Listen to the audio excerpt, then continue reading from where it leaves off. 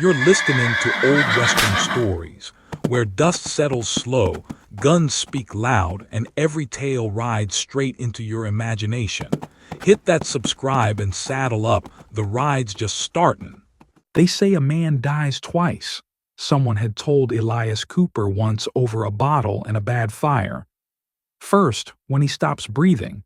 Second, when folks stop using his name. Cooper had just looked at the man and said, "Some of us don't get the courtesy of those happening in that order."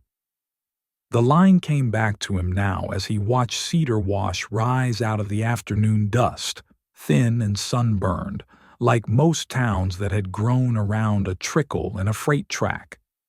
He eased his horse down the main street, hat low, badge dull under trail dust, taking in the little details: a fresh coat of paint on the mercantile, new hitch rails outside the cafe, a church bell that hadn't been there last time he passed within 20 miles of this place. A woman sweeping her porch straightened when she saw him. "Back already, Marshal?" she called. "Didn't think we'd see you till Sunday." Cooper reined in a notch. "Ma'am," he said, "I don't recall we said a day." She frowned, brush pausing mid-sweep. "You were just here," she said. "Yesterday afternoon. Came by to tell Mr. Harlan you'd see to that business with the poker table. Said you'd be staying the week." Cooper's gaze slid to the cafe window. Men sat there at the back table, their talk gone thin and careful the way it does when law rides up. He shook his head once. "Only dust I've seen since last town is my own," he said. "You must have had another man through." "Looked like you," she insisted. "Badge and all. Rode a gray with a nicked ear. Called himself Cooper, sure as I'm talking." He filed that away and tipped his hat. "Appreciate the sweep," he said, and clicked his horse on. A boy of about 12 darted off the boardwalk ahead and ran alongside for a few steps. "Marshal," he said, "you forgot your promise." Cooper glanced down. "Which one?" "You said you'd show me that trick with the cuffs," the boy said. "How to get out of 'em if a man didn't double lock. Yesterday, by the corral." Cooper studied him for a heartbeat, then let the reins slack a touch. "I don't teach tricks like that," he said. "Not to boys who still got growing to do." The boy's face fell, confusion knitting his brow. "But you saw somebody," Cooper said gently. "Wasn't me?" He nudged the bay on, leaving the boy in the street staring like he'd been cheated and didn't know how. The sign over the saloon door creaked as he rode past, the lucky strike, paint fading. A man in a vest stepped out onto the boardwalk, wiping his hands on a towel. "Marshal Cooper," he said, relief plain on his face. "Good to see you back." Cooper drew the horse up short. "Have we done business?" he asked. "Day or so ago," the man said. "You came in, took a look at my tables. Said you'd be back with questions about a fella named Pike who's been skimming." His smile faltered. "Wait, are you saying—" "I'm saying I've been 3 days south on other trouble," Cooper replied. "First, I've seen your door." The man's cheeks blanched a shade. "Then who did I talk to?" he whispered. Cooper swung down at last, boots hitting the boards with a thud. "That's what I aim to find out," he said. "You call me Marshal. You see a badge?" "Clear as church glass," the man said. "Star on his vest, same shape, same dull shine. Called himself Elias Cooper. Spoke real quiet. Folks straightened up when he breathed." Cooper's jaw set. "He lay a hand on anyone?" "No," the man said. "Didn't have to. Just said he'd be watching. Told Hank over at the livery to stable his gray regular. Said he'd be in and out the next few days." Cooper glanced toward the livery. "I'll look in on Hank," he said. "You see my double again? You take note which way his shadow falls." "You figure this is a joke?" the saloon man asked. "Game?" Cooper's eyes were flat. "No," he said. "A man borrowing my name is either lazy, foolish, or mean. All three get folks hurt." At the livery, Hank wiped his hands on a rag and stared like he'd seen a ghost, and wasn't sure he liked the second showing any better than the first. "Marshal," he said slowly, "you swap horses quick." "Haven't swapped a thing," Cooper said. "You've had a gray in here that wasn't mine?" Hank jerked his chin toward an empty stall. "Had a gelding with a nicked ear in that box yesterday," he said. "Ryder said he was you. I asked because I seen you once in Dry Willow 5 years back, and he had your look. Same way of not staring at trouble unless trouble stared first." "What name did you stable him under?" Cooper asked. Hank swallowed. "Cooper," he said. "Marshal Cooper." Cooper's hand drifted to the edge of his badge, thumb brushing the metal like he was reminding himself it was still there. "He pay his board?" "Left coin for 3 nights, Hank said. Said he might ride out quick if the work went easy." "What work?" "Didn't say," Hank replied. "Just asked where folks gather. I sent him to the strike." Cooper stepped back into the street, the town's eyes on him now, in earnest. A pair of women outside the general store whispered to each other, one saying, "He looks the same," the other, "But he sounds different." An old man on a bench near the barber shop squinted up at him. "You got nerve, coming back after what you said," he rasped. "What did I say?" Cooper asked. "Told us you'd put this town in order," the old man said. "Said some of us wouldn't like how you did it. Spoke like you'd already been burying trouble under your name for years." Cooper's gaze lingered on him. "You ever know me to say more than I had to?" he asked. The old man's mouth worked, doubt cutting through his anger. "No," he admitted slowly. "No, that don't sound like you." "Then maybe you ought to ask yourself who you were listening to," Cooper said, and moved on. The sheriff's office in Cedar Wash was a one-room affair with a desk, a single cell, and a map tacked crooked to the wall. It was empty now, save for the smell of old tobacco and paper. On the desk lay a folded notice, corners weighted by a coffee cup. He flipped it open. "Warrant to be served by Marshal Elias Cooper," it read in careful script. Below that, his name again, signed in a hand that was not his. Small, neat, almost prim. He folded it back, set it where he'd found it. Whoever was wearing his shadow had reached for more than talk.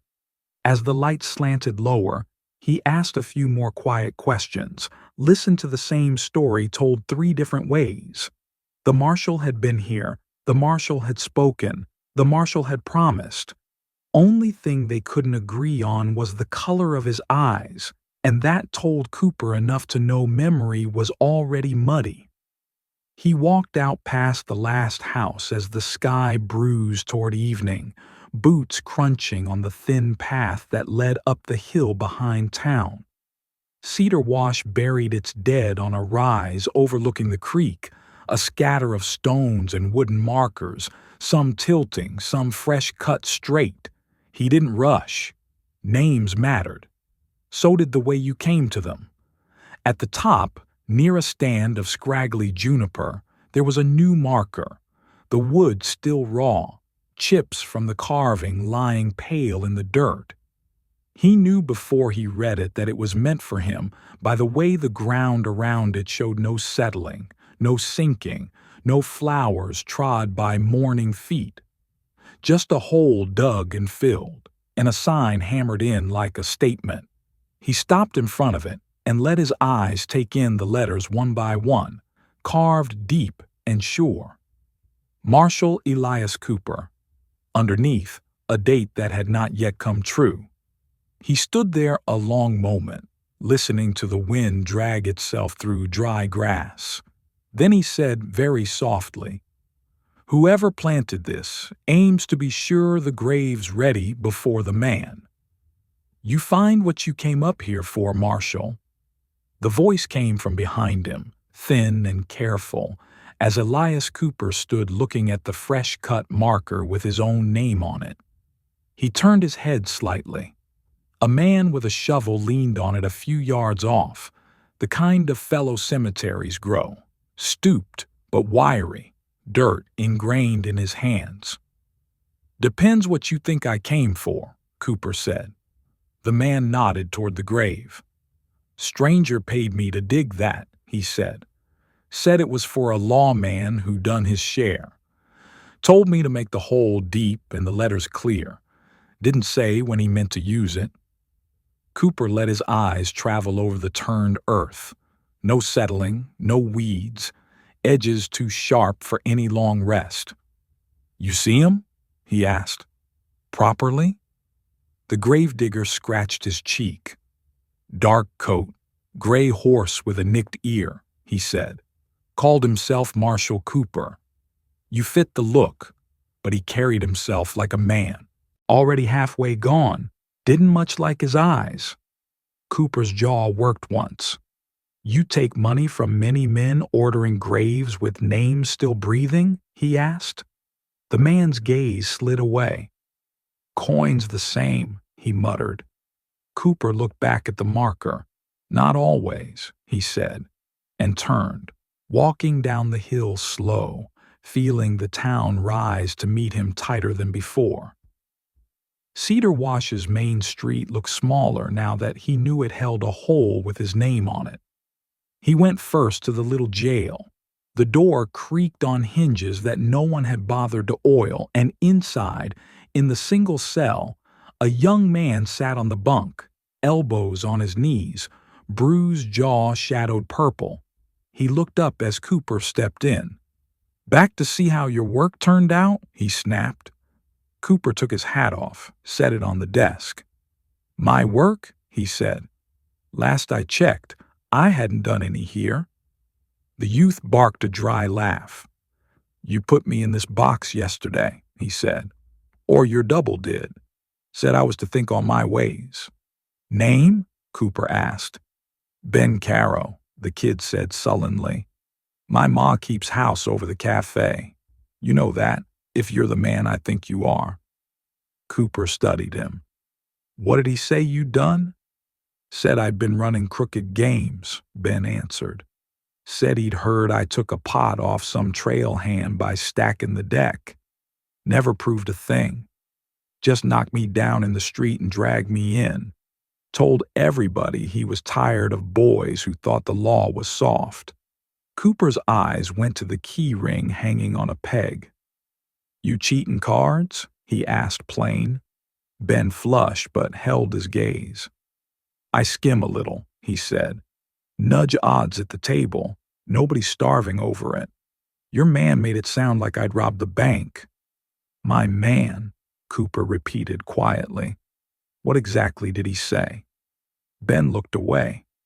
"Said Marshal Cooper doesn't answer to anyone," he muttered.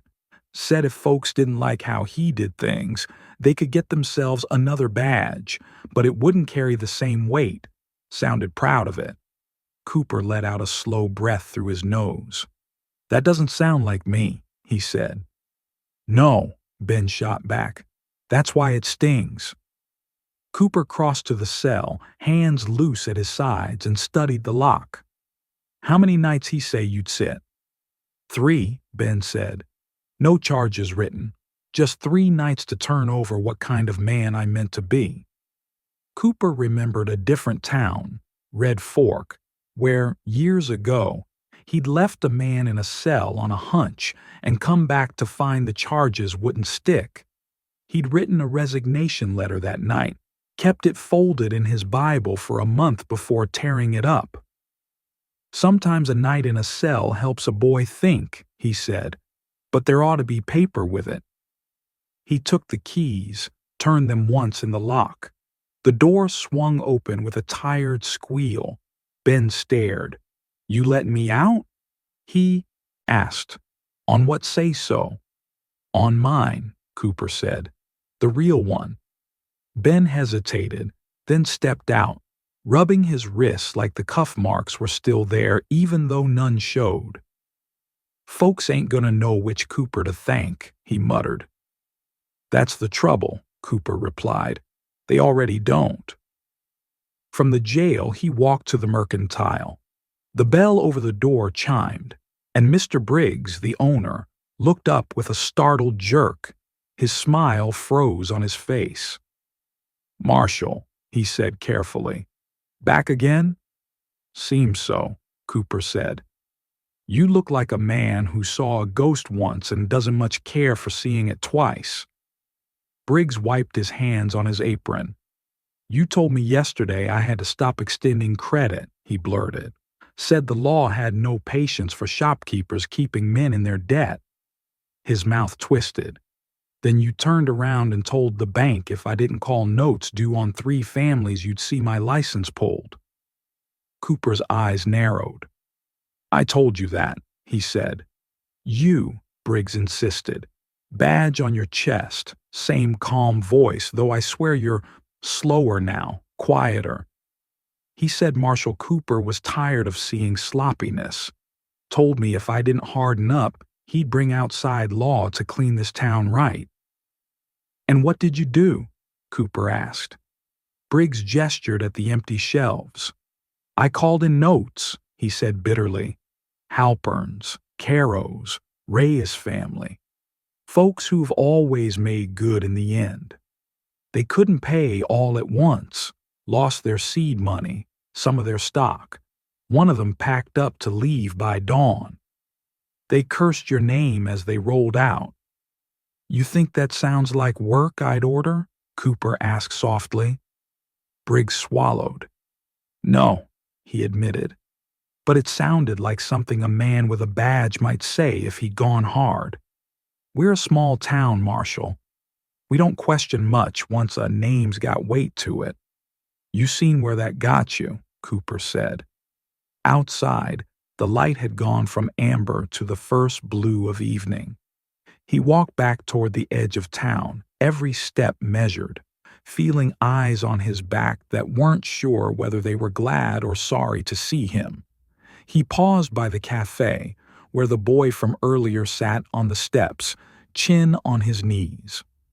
You still think I owe you a trick? Cooper asked. The boy looked up, confusion and hurt all over his face. You promised, he said. Said if I learned how the lock worked, I'd learn not to get put in a place with one. Cooper sat on the bottom step, the wood creaking under his weight. That's good advice, he said. But I didn't give it to you. Then who did? The boy demanded.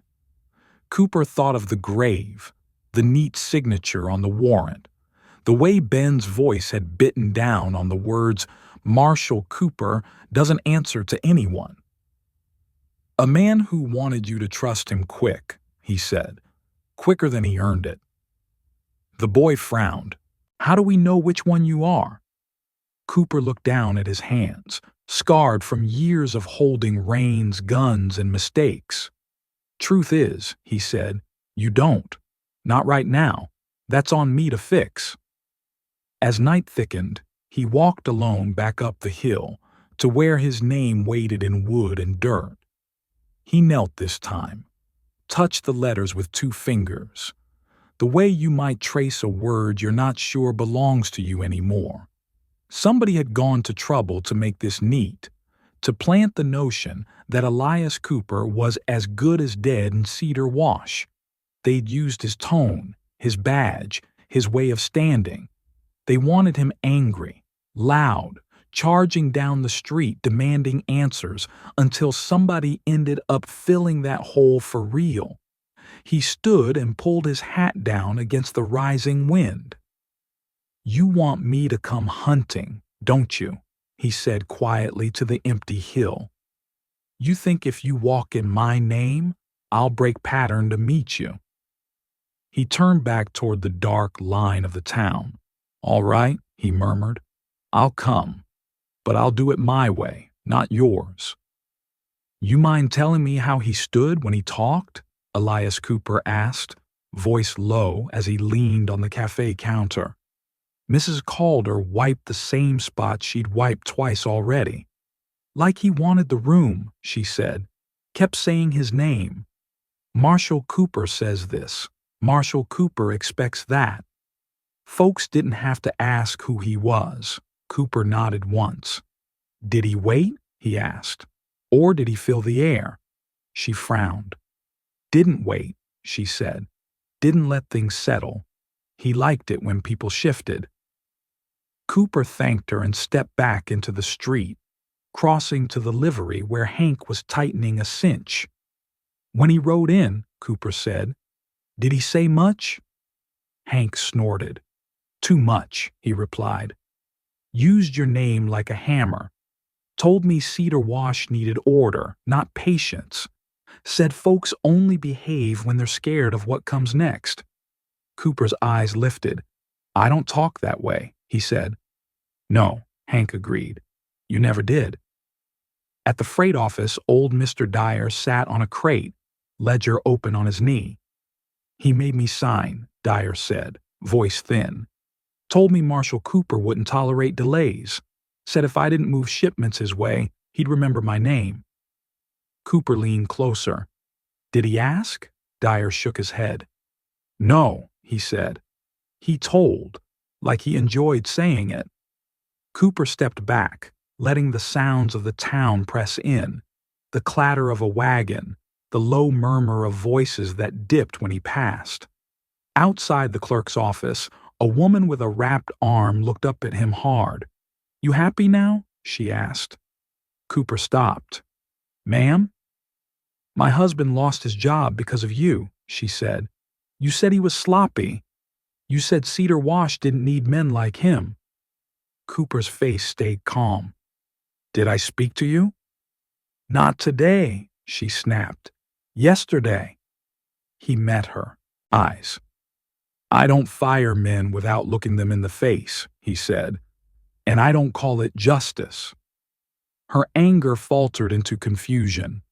"Then who did?" she whispered. Cooper didn't answer. He walked on, the pieces fitting without haste. Back at the jail, Ben Caro stood in the doorway, hat in hand. "You fixing to go loud?" Ben asked. "Folks are saying if you don't put him down in the street, nobody'll believe you're the real one." Cooper studied him. "Who's saying that?" "Men who liked how he sounded," Ben replied. "Men who felt big when he said your name." Cooper's mouth tightened. "Fear makes poor witnesses," he said. Ben nodded. "He liked it," he added. "Liked how people leaned back." Cooper turned away, the word liked settling heavier than the rest. He stopped by the edge of town where the freight road dipped and sat on a rail, looking back at Cedar Wash boxed in by its own expectations. An older rancher eased up beside him, boots scuffed, eyes careful. "I seen something like this once," the man said. "Another town. Lawman got run out because folks thought he'd turned mean." Cooper didn't look at him. "What happened?" "Turned out his deputy had been using his badge to settle scores," the rancher said. "Deputy got fired years back. Never forgave it." Cooper's gaze flicked sharp. "Fired for what?" The rancher shrugged. "Pushing too hard. Liked the sound of his own authority." Cooper exhaled slowly. Years ago, in a place he hadn't spoken of since, he'd taken a badge from a man who'd enjoyed fear more than quiet compliance. He'd written the dismissal clean and brief, believing that was mercy enough. He hadn't stayed to see what grew in the space he left.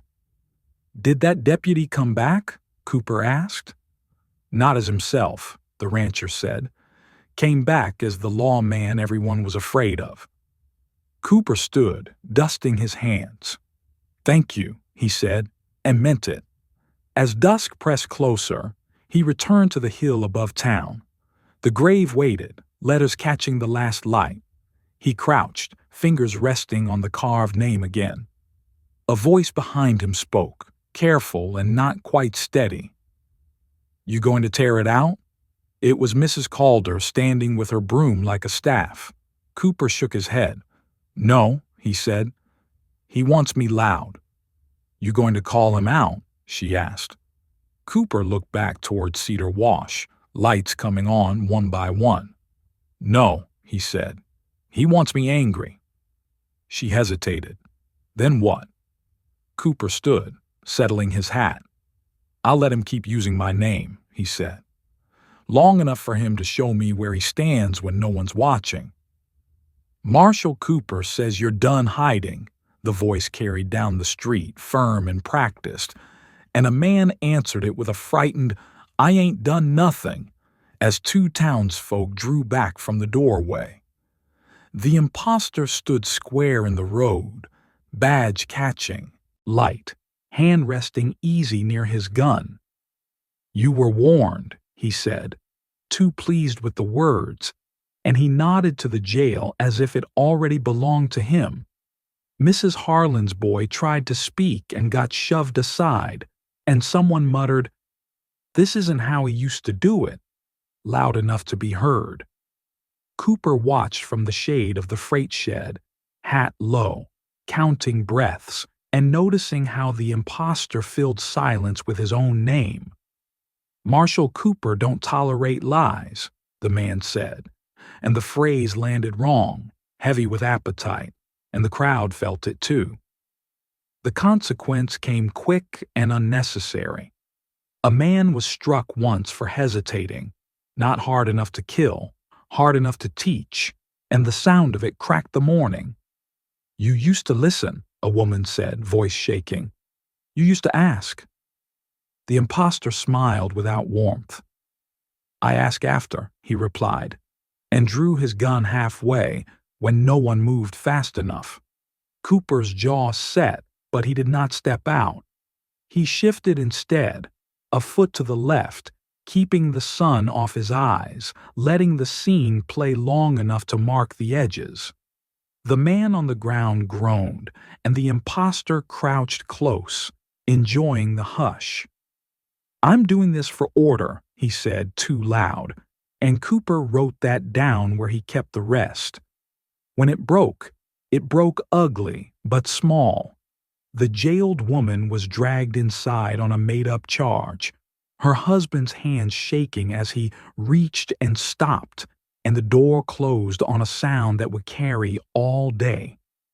The crowd thinned in confusion, anger turning inward the way it does when no one wants to be next.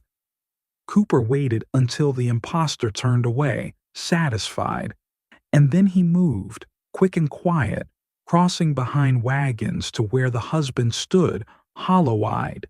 "He said my wife would be safe if I behaved," the man whispered. "Is that true?" Cooper kept his voice low. "Not with him," he said. "With me, it will be." The man stared. "Then why don't you—" Cooper shook his head once. "If I step out, he gets what he wants," he said. "He wants me loud." The husband swallowed. "He knows how you think," he said. Cooper nodded. "He knows some of it." He slipped away again as word spread, careful not to leave tracks anyone would notice, listening to the town argue with itself. At the well, two men hissed about betrayal. At the store, a clerk said he'd never seen Cooper draw on a woman before. At the livery, someone swore the law had gone rotten. The impostor took a lap, letting it sour, then stopped where a boy could see the badge shine. "Marshal Cooper keeps the peace," he said, and his hand lingered on the metal like a charm. Cooper watched that too, the way the fingers squeezed, as if fear were a thing you could wring out of iron. He turned his attention to movement, to how messages traveled. He spoke quietly to Mrs. Calder by the back door, to Hank at the livery rail, to Ben by the jail window, letting a small truth pass, unchanged. "I'm leaving town at sundown," he said, where it would be carried. Name's no good to me here. He did not deny the grave. He did not defend it. He let the rumor grow legs and walk. By late afternoon, the impostor heard it and smiled. A smile Cooper saw reflected in glass from across the street. Good, the man said to no one. He's running. Cooper took note of the hurry that followed, the way the impostor checked the hill without meaning to, the way his voice sharpened when he ordered a man to saddle a horse that wasn't his. As dusk leaned in, the impostor sent a message in Cooper's name, cruel and neat. The jailed woman would be moved at dark for her own good. Cooper went to the back of the jail, spoke once to Ben, soft and exact. Open the cell when the lamp flickers, he said.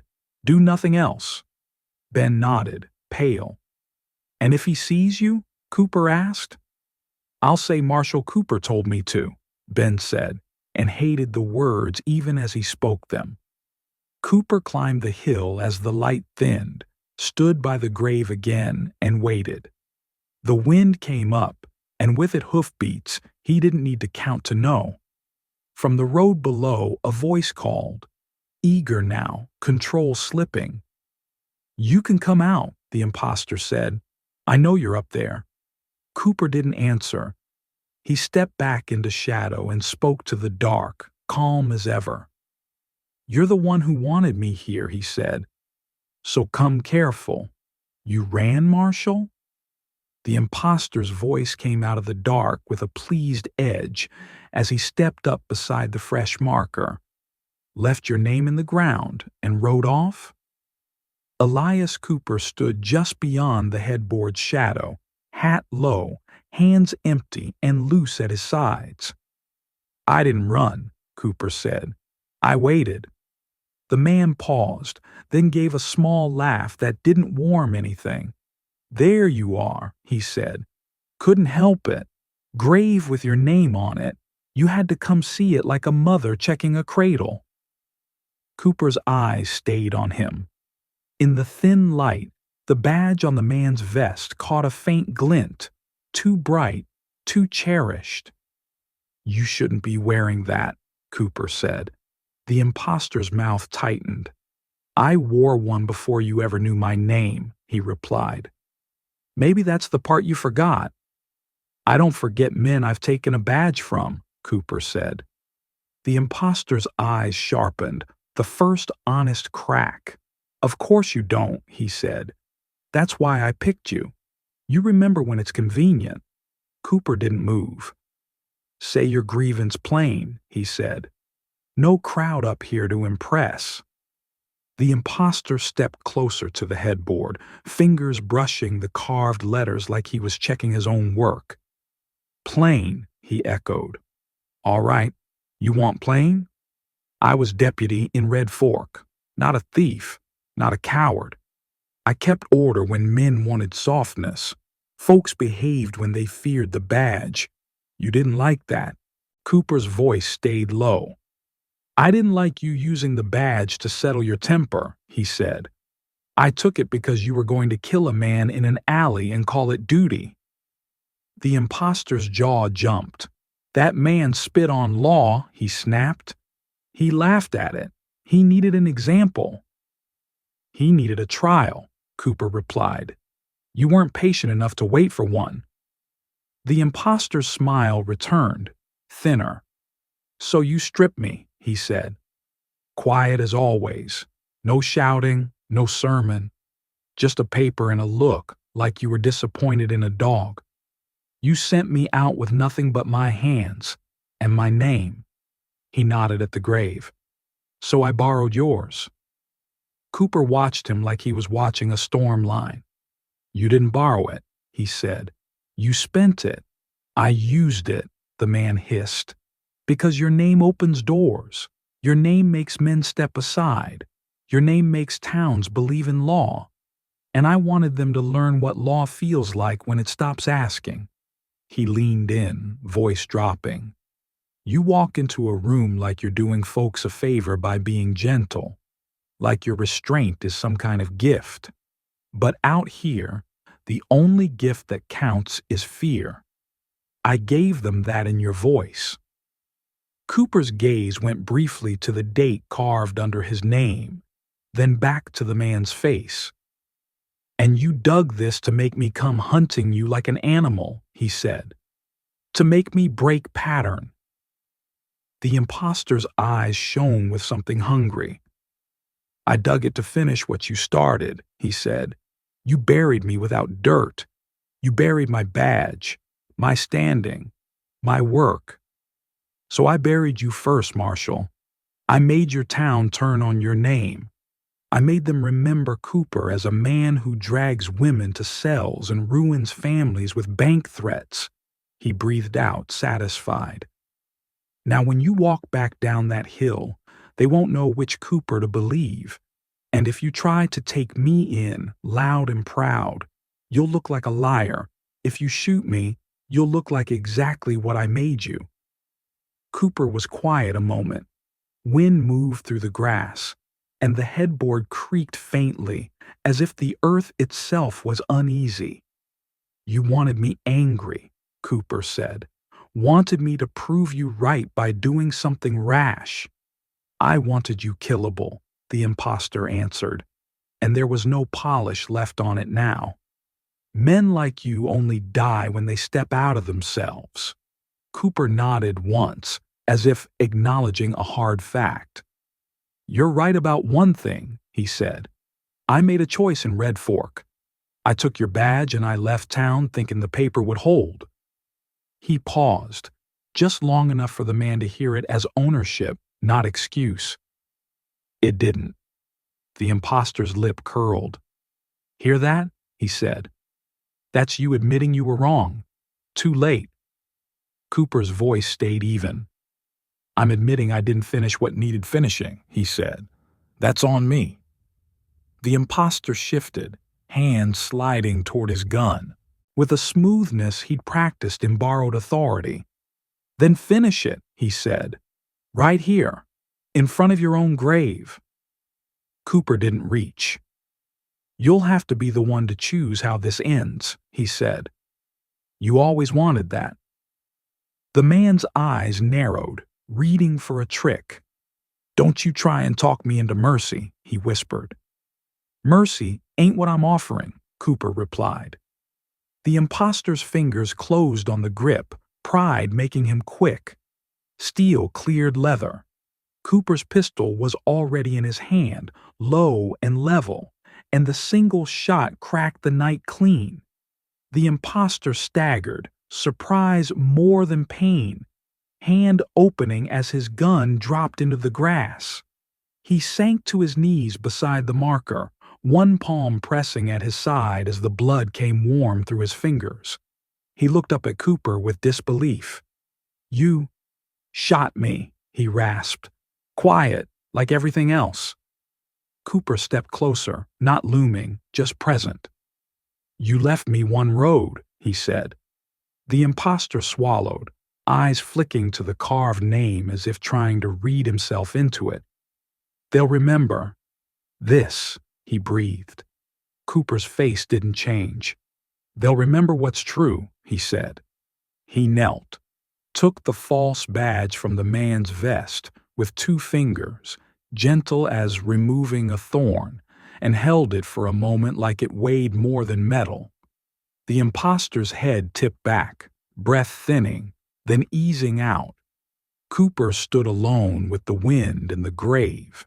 He turned the marker so the letters faced the dark a moment longer, then drew a small knife and shaved the fresh date away, slow and careful, until the wood was scarred and blank beneath his name.